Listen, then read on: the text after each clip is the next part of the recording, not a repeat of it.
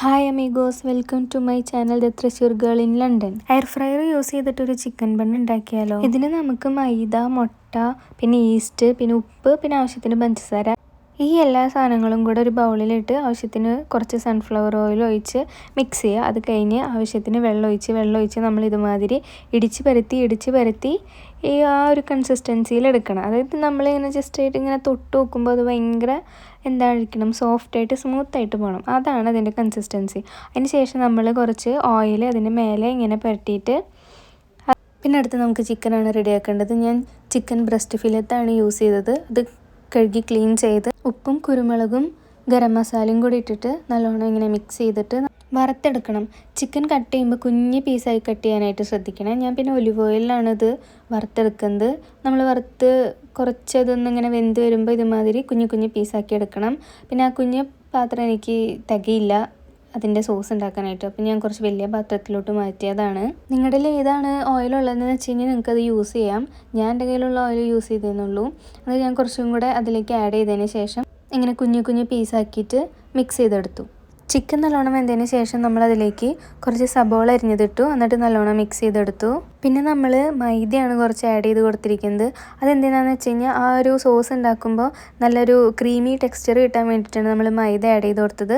എന്നിട്ട് നല്ലോണം മിക്സ് ചെയ്തെടുത്തു. പിന്നെ നമ്മൾ അതിലേക്ക് ആഡ് ചെയ്തത് പാലാണ്. ആവശ്യത്തിന് പാൽ ഒഴിച്ചിട്ട് നല്ലോണം മിക്സ് ചെയ്തെടുക്കുകയാണ് ചെയ്യണത്. അപ്പോൾ ആ മൈദയും പാലൊക്കെ കൂടി നല്ലൊരു ക്രീമി ടെക്സ്ചർ ആവും അതിന്.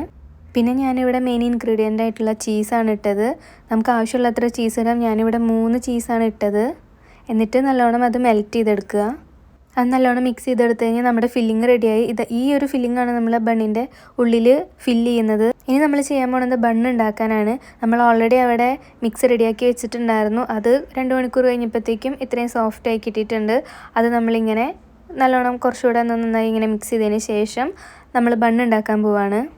ഇത് ഞാൻ 8 പീസായിട്ടാണ് കട്ട് ചെയ്യണത്. അപ്പോൾ എനിക്ക് 8 ചിക്കൻ ബണ്ണാണ് ഉണ്ടാക്കാൻ പറ്റണത്. ഇതുമാതിരി ഇങ്ങനെ ക്രോസ് ചെയ്ത് 8 പീസായിട്ട് അത് കട്ട് ചെയ്തെടുക്കുക.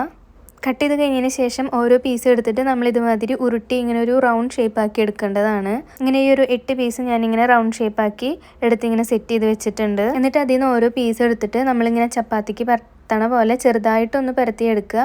ഒരുപാട് വലുതാക്കണ്ട, ചെറിയൊരു സൈസിൽ ഇങ്ങനെ പരത്തിയെടുത്തതിന് ശേഷം ഇതിനുള്ളിലോട്ടാണ് നമ്മൾ ആ ഒരു ഫില്ലിങ് നിറയ്ക്കാൻ പോകുന്നത്.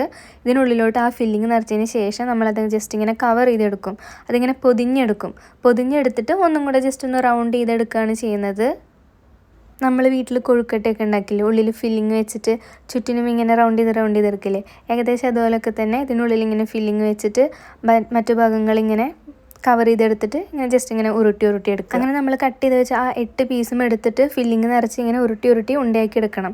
എന്നിട്ട് ഞാൻ എയർ ഫ്രയറിൽ ബട്ടർ പേപ്പർ വെച്ചിട്ട് ഒരു 4 എണ്ണമാണ് ആദ്യം ഉണ്ടാക്കുന്നത്. ഇത് ഞാൻ മുട്ടയുടെ ഉണ്ണിയാണ് എടുത്തിരിക്കുന്നത്. അത് മേലെ ഇങ്ങനെ സ്പ്രെഡ് ചെയ്ത് കൊടുക്കുന്നുണ്ട്, ജസ്റ്റ് ഒരു കളർ കിട്ടാൻ വേണ്ടിയിട്ടാണ്.